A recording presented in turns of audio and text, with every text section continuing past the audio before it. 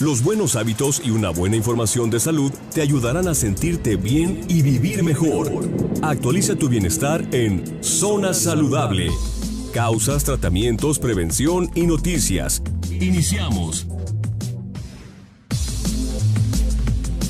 ¿Qué tal? Muy buenos días. Tengan todos ustedes bienvenidos a su Zona Saludable. Yo soy la doctora Elvia Jiménez y el tema del día de hoy es epilepsia, antes llamada pequeño o gran mal. Tenemos a un especialista aquí en la cabina que nos va a hacer el favor de hablar de este tema, de cómo diagnosticarla, cómo darnos cuenta quiénes son los más susceptibles a tener esta enfermedad. El doctor Francisco Javier Frías Márquez, neurólogo del Instituto Mexicano del Seguro Social del Hospital de Especialidades del Centro Médico. ¿Cómo estás? Hola, muy buen día. Muy bien, gracias. Pues muchas gracias por darte el tiempo de venir para hablar de la epilepsia, porque es más común de lo que se piensa. Sí, es muy frecuente.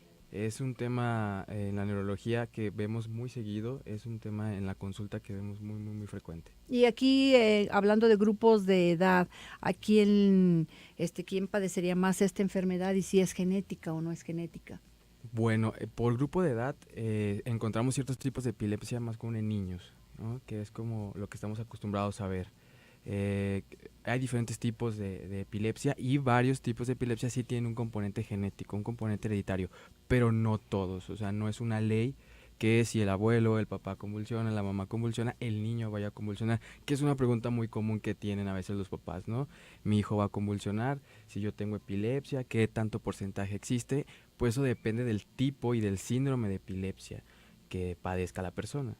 ¿Cómo podríamos definir entonces a la epilepsia como tal? Es una enfermedad crónica, es una descarga anormal del cerebro, de varios circuitos que tiene el cerebro, ¿no? Y eso lo caracteriza, que sea crónica. No es si alguien puede convulsionar por sustancias, por algún desequilibrio metabólico, por un golpe en la cabeza, pero si no es se presenta en varias ocasiones, entonces no es epilepsia. Si no es debido a una causa específica, entonces sí es un trastorno cerebral. Por eso corresponde a los neurólogos tratar esta enfermedad. Sí, claro. ¿Cuáles serían los tipos de epilepsia? Yo me acuerdo cuando estudié medicina hace muchos años, pues nos hablaban del gran mal, del pequeño mal, y luego cambió la clasificación, ha ido cambiando y a medida que se conoce más de esta enfermedad, pues también la humanidad pues fue haciéndose luz, porque también se relacionaba, como comentamos fuera del aire, cuando una persona empezaba a convulsionar, y si las convulsiones eran importantes, pues incluso hasta se llegaba a pensar que estaban poseídas por el diablo, o sea, había creencias incluso como mágicas. Sí, claro, siempre, y aparte hay muchos subtipos que hacen pensar a veces que tiene un componente un poquito esotérico, raro, extraño, ¿no? Pero hay una asociación internacional, que es la Liga Internacional contra la Epilepsia, que clasifica las epilepsias en generalizadas y focales. Esos son los dos subtipos que tiene de epilepsia y a su vez cada subtipo se clasifica en otros, ¿no? De acuerdo si el componente, por ejemplo, es más motor o sensitivo, o por ejemplo implica solamente una extremidad, o implica el lenguaje, o implica alteraciones como del estado de ánimo, incluso hay gente que se agarra riendo o llorando, y eso puede ser una crisis, que son muy raras. A ver, entonces en una epilepsia generalizada existe la presencia de convulsiones.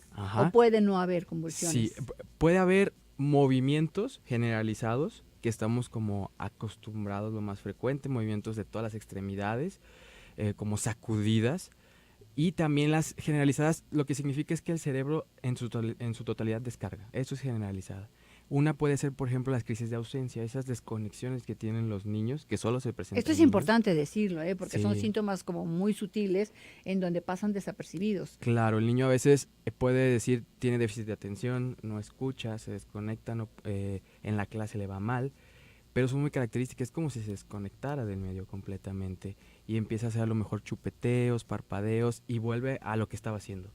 O sea, vuelve él no se da cuenta. Fracción de segundos, digamos, incluso si trae un lápiz empieza a golpear con la mesa, pero tú lo notas porque está ausente, hay una mirada ausente. Efectivamente. ¿De qué otro dato podríamos hablar para que los padres de familia tomaran nota? Porque evidentemente los padres de pronto hacen el diagnóstico no precisamente de la epilepsia, pero sí saben que algo anda mal, que no es normal. Efectivamente, es muy sutil a veces en los niños, ¿no?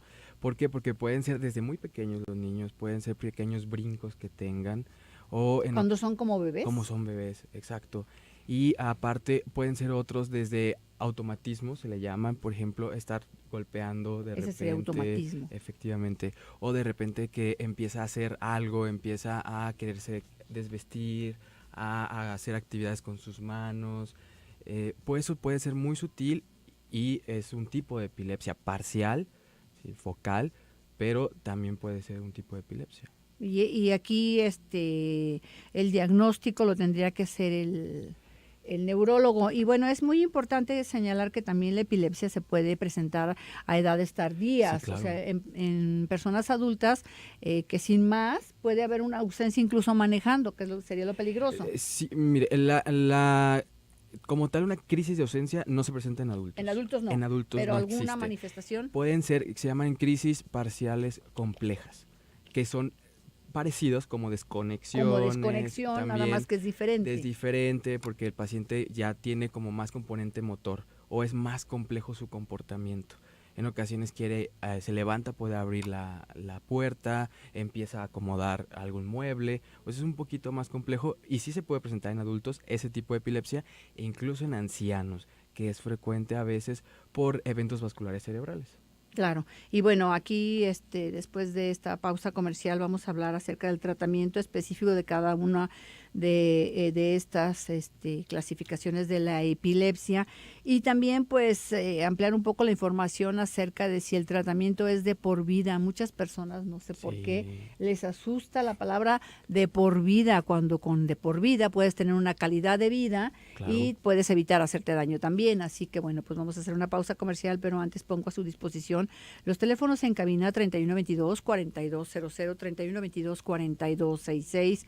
Nuestro WhatsApp es el 33 18 80 76 41.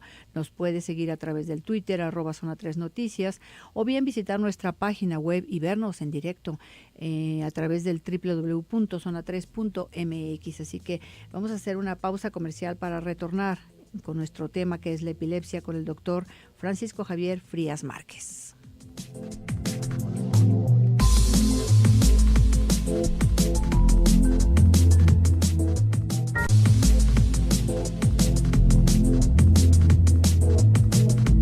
Bien, ya estamos de regreso. Les recuerdo los teléfonos en cabina 3122-4200, 3122-4266, nuestro WhatsApp 33 18 80 76 41. Estamos con el doctor Francisco Javier Frías, él es neurólogo del Centro Médico. Hablando de la epilepsia, y bueno, ya nos diste una información amplia acerca de que, bueno, hay dos tipos, generalizada y focalizada también. Y a mí me gustaría hablar un poquito más de la sintomatología, sobre todo de aquella en donde se presentan las convulsiones y qué tan frecuente es. Sí, bueno, para empezar, las más comunes, por ejemplo, las generalizadas, tónico-clónicas generalizadas, que son las que conocemos con movimientos, con sacudidas completamente de las cuatro extremidades. Muchas veces el paciente a veces presenta un aura, como una sensación de que algo le va a pasar. No es en todos los casos, pero a veces lo presiente que le va a dar una crisis. Lo que se llama aura. O lo que se llama aura. Una sensación a veces no explicable o a veces sí como algo sensitivo, incluso motor, que precede a la crisis. Y luego vienen los movimientos, que pueden durar desde segundos, minutos o en casos muy graves hasta horas. Y ahí sí podría afectar Claro, eso es muy, muy peligroso. el cerebro. Eso es como lo más común. Hay otras, las focales, por ejemplo, que son movimientos de alguna extremidad, mano, pierna, incluso cara, involuntarios completamente y que se retiran también. Incluso igual pueden durar minutos y se retiran solos. Eso es como a las epilepsias más comunes que podemos encontrar. Después, generalmente, de una epilepsia generalizada, de una crisis generalizada, viene un episodio de desorientación, somnolencia, el paciente se quiere dormir, está confundido. Eso es también común que pase. Bien, y hablando de las convulsiones, sí hay personas que convulsionan y que es muy dramático para la gente que lo está viendo. Claro. ¿Qué hay que hacer? Porque se habla mucho de que le pongas una cuchara en la boca para Sí. que no se muerda la lengua, que le detengas la cabeza para que no se golpee. ¿Qué es lo que es conveniente hacer y qué deberíamos de evitar para realmente ayudar? Ok, primero ver al paciente. Es importante ver cómo está el paciente, qué movimientos tiene, si tiene más en un lado que otro. Es muy importante para información a nosotros, eso nos puede ayudar. Otra cosa es mantener seguro al paciente, acomodarlo en una posición segura, si está en la calle, moverlo hacia un lugar en el que esté seguro, que no se vaya a hacer daño, quitarle objetos que se pueda golpear, que se puedan caer con él, para que no se golpee. No ponerle nada en la boca, eso es muy importante, nada, ni la mano, ni una pluma, ni un... Una batelenguas nada, que de nada, pronto. porque se puede incluso fracturar los dientes o se puede romper y se puede atragantar el objeto. Entonces no, se va a morder la lengua, es algo común que pasa, se le puede dañar, no pasa nada, se va a curar sola después la lengua, pero no importante, no meterle nada a la boca, un lugar seguro que no se golpee y esperar a que pase, ponerlo en posición de lado, de cúbito lateral se llama, por si vomita, que no se vaya a broncoaspirar. Eso es como lo básico y lo más que nosotros podemos hacer en ese momento. Claro, y bueno, ante la persistencia habría que hablar a un Claro. servicio de urgencia. Sí, inmediatamente. Definitivamente. Y bueno, aquí tenemos una pregunta de un radio escucha hablando de lo que yo te comentaba, que de pronto te dicen que es un medicamento de por vida y que a los pacientes, pues sí, no nada más a los pacientes, sino a la misma familia, le puede pues incomodar o le puede caer como un balde de agua fría porque es impactante todavía para la gente. Este es el comentario de David Ramírez. Buenos días, una hermana tiene epilepsia, pero tiene años sin tener un ataque. Toma medicamento de por vida que le dan en el IMSS. ¿Qué efectos secundarios tienen estos medicamentos al tomarse de por vida? Mira, es importante recalcar que depende mucho, hay muchos antiepilépticos, cada vez tenemos más antiepilépticos con menos efectos adversos, y depende mucho de cada uno de sus efectos que ocasiona. De por vida es una palabra, a veces dos palabras que nos acuden, pero generalmente el tratamiento, ahorita estábamos comentándolo, es de 2 a 3 años, sin crisis y con un electroencefalograma normal. O sea, con un tratamiento establecido, Con un tratamiento obviamente, establecido. quiere decir que puede haber incluso crisis con un tratamiento establecido Sí. por un neurólogo, puede presentarse. Puede presentarse, a veces hay que modificar ese tratamiento porque no todos los antiepilépticos funcionan igual y sirven para las mismas crisis. Hay quien sirve algunos sirven para generalizadas o focales, entonces depende mucho. Y si es el tratamiento correcto para la persona correcta, los efectos adversos son muy pocos y si el tratamiento se prolonga por años, no pasa nada, siempre y cuando nosotros sabemos qué vigilarle a cada paciente, qué estudios tomarle y todo para que no tenga ningún problema ni ninguna consecuencia. Bien, porque hay muchos pacientes que ante la ausencia de síntomas o de eventos, después de varios años, ellos solos se dan de alta y ellos solos, digo, esta es una realidad, Sí, claro. se quitan el tratamiento. ¿Qué es lo que pasa con estos pacientes? A lo mejor no se les vuelve a presentar ninguna crisis. Probablemente no. Mira, a veces es como muy aleatorio, muy al azar. De repente sí, ok, ellos solo se sienten bien, pues yo me lo retiro, me lo tomo cuando me siento mal, hacen lo que quieren y lamentablemente luego puede venir una crisis y no sabemos el momento, o sea, no sabemos si puede ser mientras esté manejando, mientras esté en una situación de riesgo. Entonces, como no le puede dar, sí, ¿no? Entonces creo que es un riesgo bastante importante y no vale la pena tomarlo, ¿no? Para decir, yo ya me siento bien, ya me la dejo de tomar. Aquí tú hablabas en cuanto a los estudios diagnósticos, el electroencefalograma, que es como una pauta, o sea, que te da una pauta a seguir. Y obviamente hay estudios más sofisticados Sí. en donde depende del diagnóstico, bueno, pues ya buscarás otras cosas. Sí, claro. Aquí cuando es indicado o si este encefalograma, electroencefalograma, a un paciente después de que ya pasaron 3 años y que sigue con su tratamiento, lo puedas evaluar y puedas decirle, pues puede dejar el tratamiento. Claro, a veces se abusa mucho de esta herramienta que es muy útil. La epilepsia, recordar, no se hace el diagnóstico con electroencefalograma ni con un estudio de imagen. Se hace clínicamente y nos podemos apoyar de un electro para ver si hay una zona específica del cerebro que esté descargando, o a veces hay ciertos tipos de epilepsia que tienen características específicas en el electroencefalograma. Entonces, a veces se abusa mucho, no es necesario tomar electros cada mes O cada año. Sino al final, cuando está libre de crisis, es importante ver que no haya descargas en su cerebro. Entonces, el electroencefalograma también nos puede servir. Sí te orienta, pero no Claro, es el único método no es diagnóstico. ni exclusivamente, ¿no? Muchas personas podemos tener alteraciones en el electroencefalograma completamente normales y eso no significa epilepsia. Entonces, a veces este abuso de la utilización del electro puede ser perjudicial. Claro, y bueno, pues hablábamos también fuera del aire acerca de que todavía pues hay como un rechazo hacia las personas que tienen epilepsia, lamentablemente. Sí. ¿Qué hay de esto? Es un estigma social muy importante porque muchas veces los rechazamos, se rechazan de escuelas, se rechazan de trabajos, al niño lo tratan mal, lo juzgan, le hacen bullying, porque no conocemos, no estamos familiarizados y no sabemos ni qué hacer ante un caso y nos asustamos en ocasiones. Entonces, recordar que con un tratamiento adecuado, dependiendo del tipo de crisis, puede tener una calidad de vida normal y el paciente puede realizar sus actividades lo más normalmente posible, ¿no?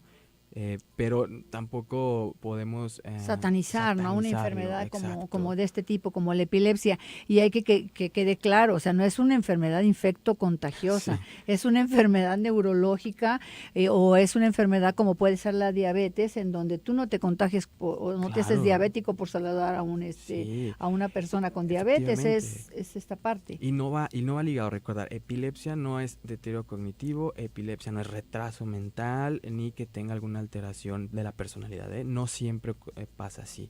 Entonces, más bien creo que debemos informarnos, saber qué hacer en caso de una crisis y no tenerle miedo. Claro. ¿Y el pronóstico de qué dependerá, digamos, si se presenta la epilepsia a edades más tempranas? ¿El pronóstico, digamos, sería un poco sombrío en una etapa adulta o cómo? Híjole, también depende mucho. Hay epilepsias benignas, infantiles, en donde prácticamente está normal el niño y se quitan solas, pero depende mucho, un mal control, la falta de medicamento que no se lo tome de manera adecuada, el número de crisis que no responde a los fármacos antiepilépticos pueden ser de mal pronóstico, o lesiones previas en el cerebro, como alguna lesión focal, tumores, eventos vasculares cerebrales, malformaciones, eso sí lo hace de mal pronóstico. Bien, tenemos aquí un comentario de una radioescucha que dice: mi hermana tiene epilepsia desde los 3 años y tiene cada vez más tratamiento que le dan en el IMSS. ¿Qué daño le puede hacer? Pero antes, vamos. La Vox Populi de la salud. Bien, ya estamos de regreso. Vamos a dar mejor lectura a este comentario regresando de la pausa, pero me gustaría saludar a la persona que está en la línea telefónica. Buenos días. Sí, buenos días, doctora. ¿Qué tal? Muy buenos días, gracias por llamar. ¿Cuál es tu pregunta para el doctor Francisco? Mire, rápidamente, doctora, yo a mi niña a los 7 meses de nacida, yo le estaba cambiando el pañal y por tomarle una cerveza me volqué y la niña se me cayó. Corrí rápidamente y me la llevé a la Cruz Roja. Aventaba banderas de vómito y llegué y me la quitó una monja y me dijo: ¿con quién vienes? Le dije: vengo sola. Y total que me dijo: tu niña trae fracturado el cráneo. Y a raíz de ahí la niña le daban convulsiones. Entonces me le dieron tratamiento y la verdad yo no se lo di, nunca se lo di. Entonces la niña nomás le entra temperatura y le dan convulsiones. Le entra temperatura y le dan convulsiones. Ahorita ya tiene ella 20 años. Mi pregunta es al doctor: doctora, ¿cree que a mi hija le sigan dando convulsiones? Mire, es una pregunta algo difícil. De verdad, pasa mucho lo que a ti te pasó, ¿no? Nos da miedo dar tratamiento y más que es un tratamiento a largo plazo, ¿no? Y a veces leemos los efectos al ver si nos da miedo. Pero eso es muy importante, más si tal vez tu hija tiene una lesión ya en su cerebro y eso hace que pueda tener crisis de manera muy crónica.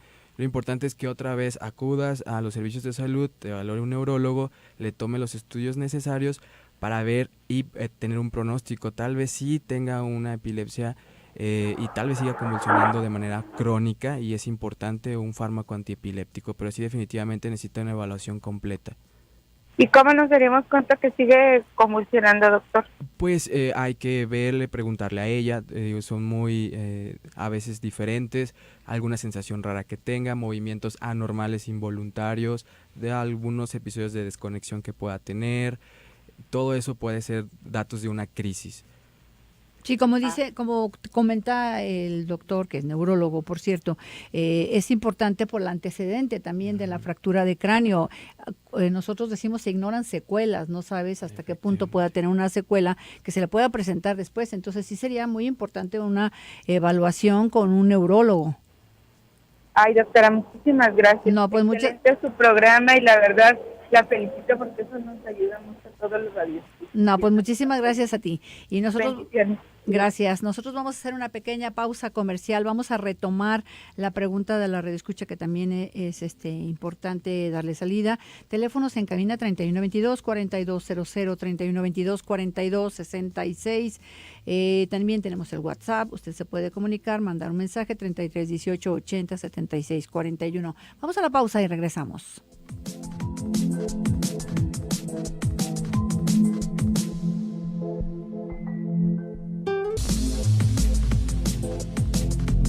Bien, muchas gracias por estarse comunicando al 3122-4200 o 3122-4266, nuestro WhatsApp 331880-7641. Ya tenemos una pregunta para el doctor Francisco Frías Márquez. Dice lo siguiente: mi hermana tiene epilepsia desde los 3 años y tiene cada vez más tratamiento que le dan en el IMSS. ¿Qué daño le puede causar a largo plazo? ¿Aún le dan crisis? ¿Y qué daño le causan también a largo plazo tantos medicamentos? Sí, mire, hay que considerar, las crisis es más peligroso que el tratamiento. Los fármacos tienen efectos adversos, pero repito, sabiéndolos escoger, explicándole al paciente, tomando las medidas necesarias, se minimizan. Pero un riesgo de la epilepsia es mayor. Entonces es importante, por ejemplo, ver qué tipo de epilepsia es. Si no es adecuado a lo mejor el tratamiento, tal vez hay que modificarlo para que disminuyan sus crisis y esté libre de crisis lo más que se pueda. Y el tratamiento a largo plazo no es, si se escoge bien, es muy, muy, muy, muy poco. Claro, es seguro. Y fíjate que tú estabas comentando algo fuera del aire acerca de que, bueno, pues ahora la tecnología te permite inmediatamente, cuando tú recibes una prescripción, la gente se mete en internet, checa los efectos secundarios, les tiene miedo y deja de dar el tratamiento. El médico está consciente, obviamente, para decirlo, está consciente o estamos conscientes de que hay efectos secundarios. Todos los medicamentos lo tienen, pero es como lo que tú comentabas, es el riesgo mayor de tener una convulsión en este caso y con los efectos que pueda tener. Claro, y la información, ¿no? De manera, hablar con el paciente, informarle, que el paciente otra vez pregunte en lugar de dejar de tomar el medicamento y se pueda llegar a un acuerdo y que el paciente esté tranquilo, ¿no? Insistir que el tratamiento es seguro si se escoge bien. Bien, y aquí comenta David Ramírez que su hermana le quitaron la tiroides, que su tratamiento consiste en levotiroxina y para la epilepsia le dan carbamazepina, que sigue siendo un buen medicamento, pero que también decirlo hay varios medicamentos. Hay varios, es un buen medicamento, hay que ver también la dosis que toma, qué horario tiene, son mucho lo que pasa, ¿no? Hay fármacos que no se absorben bien con el estómago, con alimento, etcétera. Entonces es muy importante cada paciente ver su estilo de vida, qué fármaco le conviene mejor. Algunos dan sueño, algunos no, cuáles le pueden ayudar, cuáles le van a generar a lo mejor una menor calidad porque tal vez no es el adecuado para él, para su estilo de vida.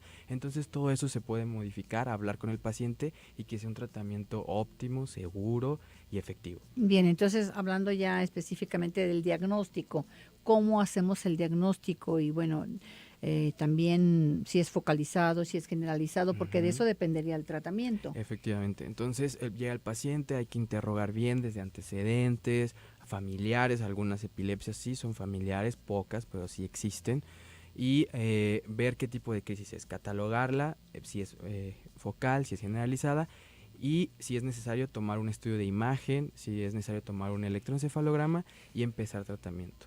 de acuerdo a las características del paciente, ¿no? Y también se vale que el paciente también tenga, como decir, sabes, este tratamiento no me agrada, esto sí me agrada, tal vez se pueda llegar a un acuerdo Digamos, con el o no paciente. me cae bien porque habrá Efectivamente. muy sensibles a determinada Claro. sal, entonces, bueno. Efectivamente, no, no me gusta tomarme cada 8 horas, quiero tomarme cada 12, se vale, pero igual, ¿no? Esa comunicación Claro, de que acuerdo exista. como a las actividades que Ajá, presente. exacto. Así, y bueno, cuando se presenta en edad adulta, ¿cuál es la forma más común? Más común pueden ser tónico-clínicas generalizadas, la más clásica que tenemos, o focales. Ojo, cuando son focales, cuando es solamente un brazo, una pierna, o que empiezan focales y luego se generalizan, porque puede pasar que empieza la mano y de repente ya pierde el conocimiento y son las 4 extremidades. Hay que considerar un estudio de imagen, ¿no? Un paciente ya adulto que comience recién con crisis, sí hay que considerarlo en que puede ser secundario y tomarle algún otro estudio. Bien, tenemos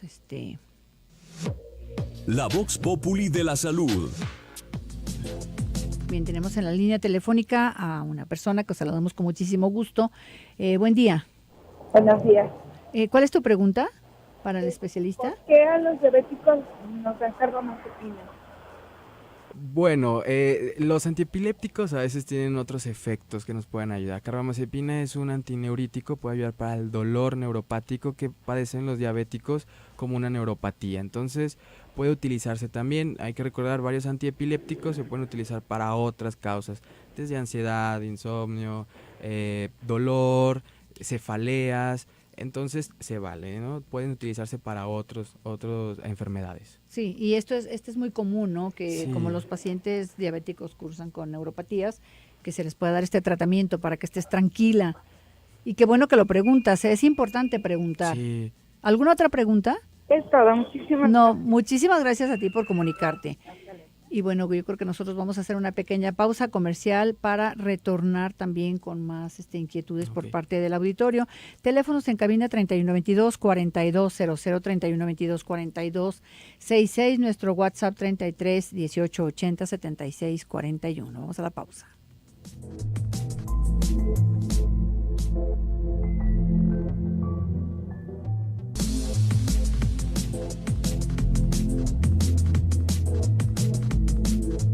Bien, ya estamos de regreso en su zona saludable. Tenemos una información importante y valiosa de nuestra compañera Miriam Guerrero acerca del consumo de botanas y refrescos en esta época, que sí se aumenta. Zona preventiva.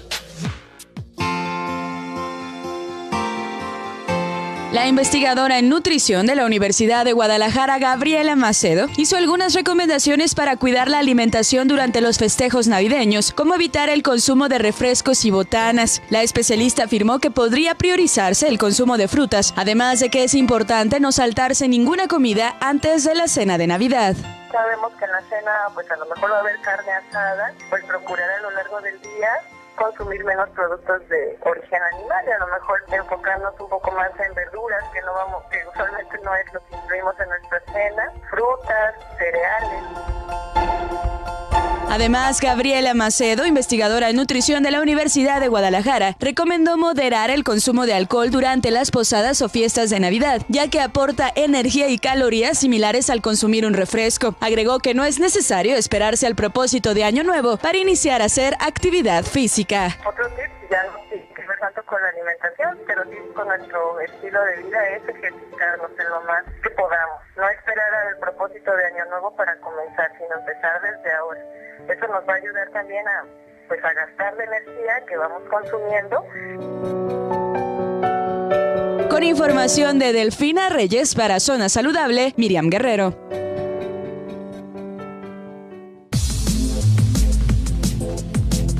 Bien, ya estamos de regreso, estamos platicando con el doctor Francisco Javier Frías Márquez, neurólogo del Centro Médico Nacional de Occidente, y me están pidiendo tus datos para consulta. Bueno, es teléfono celular para agendar consulta, es 3310 89 3299 y nos podemos poner de acuerdo para consulta, incluso a domicilio. Muy bien. Esto es excelente porque no muchos médicos van a domicilio y hay ocasiones en que sí se necesita una atención en cama. ¿Cuáles son los primeros síntomas de la epilepsia? Pregunta Alma. Tengo un sobrino de 7 años que en 3 ocasiones se ha desmayado sin ningún motivo aparente. Le hicieron estudios de cabeza y corazón y no tiene nada. ¿Pudiera ser epilepsia? Hay que ver, porque hay epilepsias que otras enfermedades que pueden parecerse a la epilepsia, como trastornos cardíacos, por ejemplo, o algunos otros trastornos psiquiátricos también, pero, por ejemplo, a lo mejor pueden ser síncopes, en donde es una pérdida del estado de alerta súbita, generalmente con alteraciones cardiovasculares. Eso puede ser el diagnóstico diferencial. Hay que ver qué estudios realizaron, qué evaluación se realizó al niño, pero sí, efectivamente puede ser una epilepsia, aunque no se descartan algunas otras cosas. Recordar que un electroencefalograma normal o una tomografía normal no descarta la epilepsia. Bien, es importante y bueno, me estaban solicitando tus datos. Los acabo de enviar, a veces no pongo mayúsculas por obvio, no porque estoy aquí en cabina, pero se los mando con mucho gusto. Y bueno, aquí tengo otra pregunta que dice lo siguiente. Hola, mi hijo tiene PC, tiene 19 años y convulsiona desde los 10. ¿Cómo puedo cuidar su hígado de tanto medicamento? Tiene 3 años sin convulsionar. Qué bueno.